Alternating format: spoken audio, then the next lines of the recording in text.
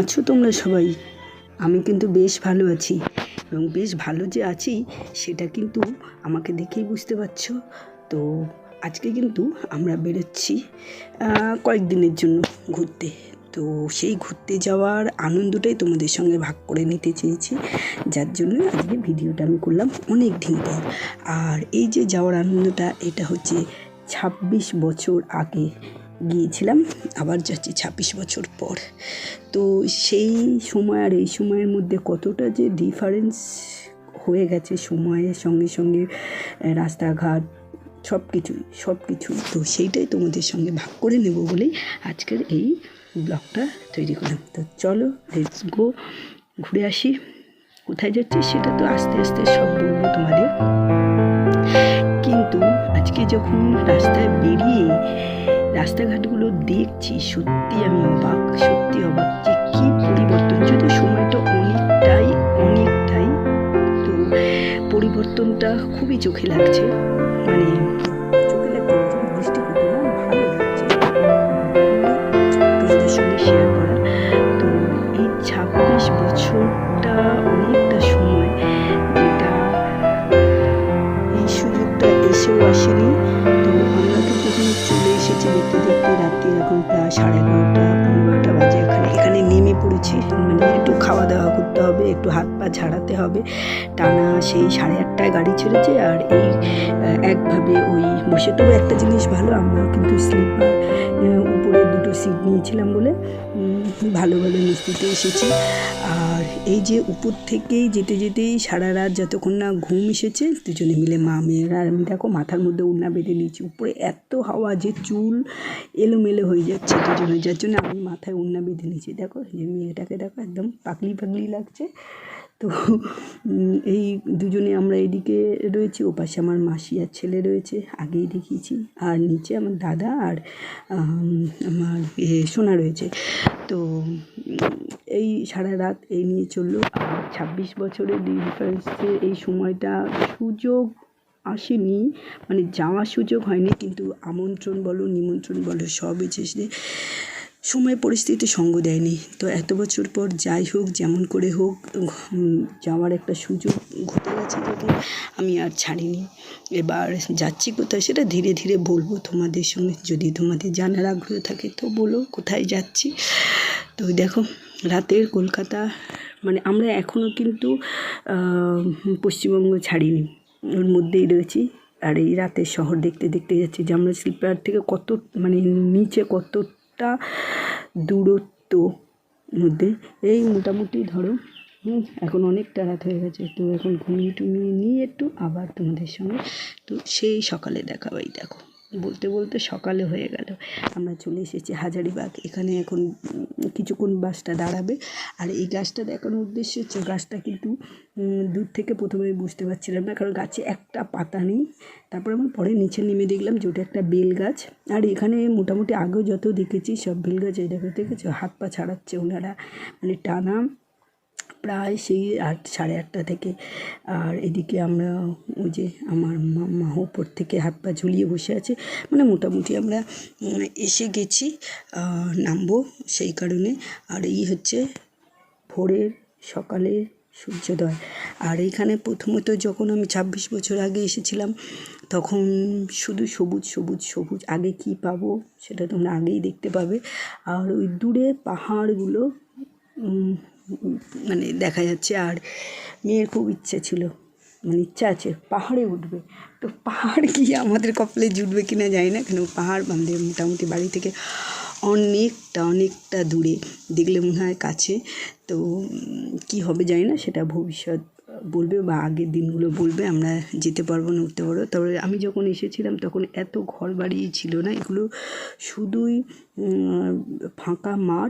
ফাঁকা একদম মাটি ছিল, আর দূরের পাহাড়গুলো দেখা যেত। যদিও 26 বছরে অনেকটা ডিস্টেন্সে এগুলো এখন মানুষের জনবসতি মানে বেড়ে গেছে, যদিও সবই এখন দেখছি রাস্তার ধার দিয়ে অনেক জনবসতি হয়ে গেছে। তো হোক, সময়ের সঙ্গে সঙ্গে সব কিছুর উন্নতি হয়, এগুলোর উন্নতি হবে, এটাই স্বাভাবিক। তবে আগের ছবিগুলো যেগুলো স্মৃতির মধ্যে রয়ে গেছে, সেইগুলোর সঙ্গে আর এখনের সঙ্গে ডিফারেন্সটা কী হয়েছে সেটাই তোমাদের সঙ্গে শেয়ার করছি। তো আমি অপেক্ষায় আছি পুরনো আমার দেখা জিনিসগুলোকে নতুনভাবে নতুন রূপে দেখার আগ্রহে, আর আমার মেয়ে অপেক্ষায় রয়েছে সে আমার কাছ থেকে গল্প শুনে শুনে সেটাকে দেখার, যে আমি যা বলেছিলাম তার সঙ্গে এখনের সঙ্গে কতটা মিল আছে। আর এখন আমি সবচেয়ে বর্তমানে যেটা অপেক্ষায় রয়েছি আমার সেই মহুয়ার বোন। তো জানি না কতক্ষণে আসবে। এখন তো খালি এই বাড়ি দেখতে দেখতে আমার ঠিক ভালো লাগছে না, আমার যেন এত বাড়ি, আমি যেন এখনও অপেক্ষায় রয়েছি। সেই মেঠো বাড়িগুলোও নেই, এখন সব দেখা যাচ্ছে ইট পাথরের বাড়ি। যদিও সময়ের সঙ্গে ঠিকই মানুষের উন্নতি হোক সেটা তো 100 বার, কিন্তু না, সেই যে চোখ আমার স্মৃতিতে রয়ে গেছে সেইগুলোই যেন খুঁজতে আসছি, যে কখন আমি দেখব সেই জিনিসগুলো। তো গ্রাম, আর এখন গ্রাম নেই, গ্রাম বললেও এখন হ্যাঁ মানে নিজেকেই লজ্জা দেওয়া। তো এখন চারিদিকে শুধু কংক্রিটের জঙ্গল, বাড়ি বাড়ি বাড়ি বাড়ি আর বাড়ি। সেই গ্রামের যে দৃশ্য সেটা এখন নিয়ে যায় না, সেটা এখন হয়তো আমি প্রকৃত গ্রাম থেকে অনেকটা দূরে আছি। আর এগুলো হচ্ছে কয়লার খনির যে বর্তমানে ওখানে হচ্ছে শুরু, এগুলো হচ্ছে সেই। আর ওই যে দূরে দূরে পাহাড়, তোমরা জানি না দেখতে পাচ্ছ কিনা, দূরে পাহাড় যদি সকালে খুব একটা আবছা আবছা ভাব, হয়তো বেলার দিকে ওটা আরও ভালো করেই দেখা যাবে। তো চলো আমিও দেখি, তোমরাও দেখো আগে কি কি দেখতে পাই।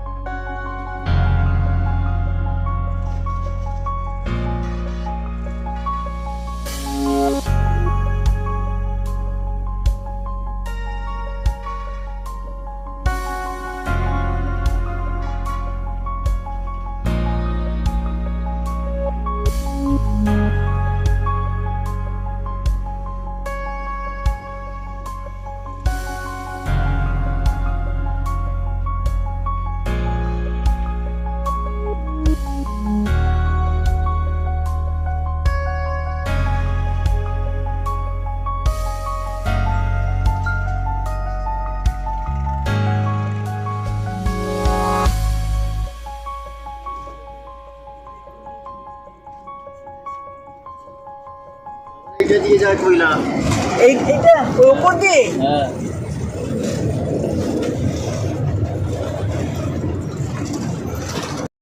ওই যে দূরে সাপের মতো যে লাইনটা দেখা যাচ্ছে ওইটা হচ্ছে কয়লা খনি থেকে কয়লা তুলে ওই ভেতর দিয়ে মানে ওর মধ্যে দিয়ে কয়লাগুলো ট্রান্সফার করা হয়।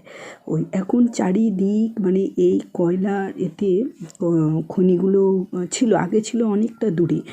এখন দেখা যাচ্ছে আমাদের যে জনবসতি, যেখানে আমি ওই যে 26 বছর আগে গিয়েছিলাম, সেই সব জায়গাগুলো আর হয়তো গত 4-5 বছর থাকবে, তারপর ওখান থেকেও জনবসতি সব উঠে গিয়ে এই কয়লা, কালো হীরা সব খেয়ে নেবে। আর ওখানে জনবসতি বলে কিছু থাকবে না, ওই কল কারখানা হ্যানা ত্যানা। এখনও পর্যন্ত শুনি, তো গেলে জানতে পারবো যে আগে ওখানে কী পরিস্থিতি হয়েছে। হ্যাঁ, এই কিছু কিছু শাল আর মহুয়ার জঙ্গল দেখা যাচ্ছে। আর ওই যে দেখতে পাচ্ছি ওই যে দূরে কালো রাক্ষস সবাই সব কিছু পরিবেশটাকে খেয়ে নিচ্ছে। জানি না এই জঙ্গল, এই পাহাড়, এই সুন্দর পরিবেশ আর কতদিন থাকবে। তো চলো, যে কটা দিন থাকে সেই কটা দিনের এতে যে আমি আসতেও পেরেছি আর একবার লাস্ট পরিবেশটাকে দেখার সুযোগ পেয়েছি, এটাই অনেক। তবে মনের মধ্যে একটা আক্ষেপ যে যে সুন্দর স্মৃতিগুলো আমার স্মৃতিতে রয়ে গেছে সেগুলো হয়তো আমি ওদেরকে দেখাতে পারবো কিনা আমি জানি না।